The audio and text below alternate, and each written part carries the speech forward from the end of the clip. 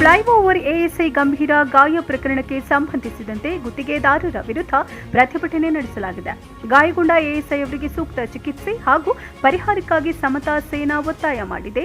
ಹುಬ್ಬಳ್ಳಿಯಲ್ಲಿ ನಿನ್ನೆ ನಡೆದ ಫ್ಲೈಓವರ್ ಕಾಮಗಾರಿ ಅವಘಡ ಖಂಡಿಸಿ ಮತ್ತು ನೊಂದ ಎಎಸ್ಐ ಅವರಿಗೆ ಸೂಕ್ತ ಚಿಕಿತ್ಸೆ ಮತ್ತು ಪರಿಹಾರಕ್ಕಾಗಿ ಆಗ್ರಹಿಸಿ ಸಮತಾ ಸೇನಾ ಕರ್ನಾಟಕದ ಕಾರ್ಯಕರ್ತರು ವೇದಿಗಿಳಿದು ಪ್ರತಿಭಟನೆ ನಡೆಸಿದ್ದಾರೆ.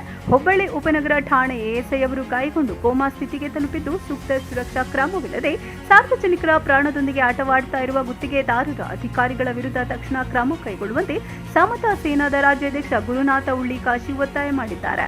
ಏತ್ಕಾ ಗಣಪತಿ ಮತ್ತೊಂದು ಅಂತ ಸಭೆ ಸೇರುವ ಮೆರವಣಿಗೆ ಹೆಸರಲ್ಲಿ ಯಾರ್ಯಾರೋ ಸೇರಿ ಸೀಟಿ ಹೊಡೆಯುವ ಇಲ್ಲ ಸಲ್ಲದ ಮಾತಿನ ಮೂಲಕ ಕ್ಷೋಭೆಯನ್ನುಂಟು ಮಾಡುವ ಜನಪ್ರತಿನಿಧಿಗಳು ಇಂತಹ ಘಟನೆಗಳ ಬಗ್ಗೆ ಚಕಾರ ಎತ್ತದೇ ಇರುವುದನ್ನು ಸಮತಾ ಸೇನಾ ತೀವ್ರವಾಗಿ ಖಂಡಿಸಿ ಘೋಷಣೆ ಕೂಗುವ ಮೂಲಕ ಯೋಜನೆಯ ಅನುಷ್ಠಾನಕ್ಕೆ ಸಂಬಂಧಿಸಿದಂತೆ ಫ್ಲೈಓವರ್ ಕಾಮಗಾರಿಯ ಕಾರ್ಯಾದೇಶಕ್ಕೆ ಸಂಬಂಧಿಸಿದಂತೆ ಸಾರ್ವಜನಿಕರ ಜೀವ ಆಸ್ತಿ ಪಾಸ್ತಿ ಸಂಚಾರ ಸುವ್ಯವಸ್ಥೆಗೆ ಧಕ್ಕೆ ಹಾನಿಯಾಗದಂತೆ ಸುರಕ್ಷಾ ಕ್ರಮಗಳ ಮೂಲಕ ಅನುಷ್ಠಾನಕ್ಕೆ ಮುಂದಾಗಬೇಕು ಅಂತ ಅಲ್ಲದೆ ಯೋಜನೆ ತಂದವರು ಈ ಬಗ್ಗೆ ತುಟಿ ಬಿಚ್ಚುವ ಮೂಲಕ ಸಾರ್ವಜನಿಕರ ಹಿತ ಕಾಯುವ ಕಾರ್ಯಕ್ಕೆ ಮುಂದಾಗಬೇಕಿದೆ.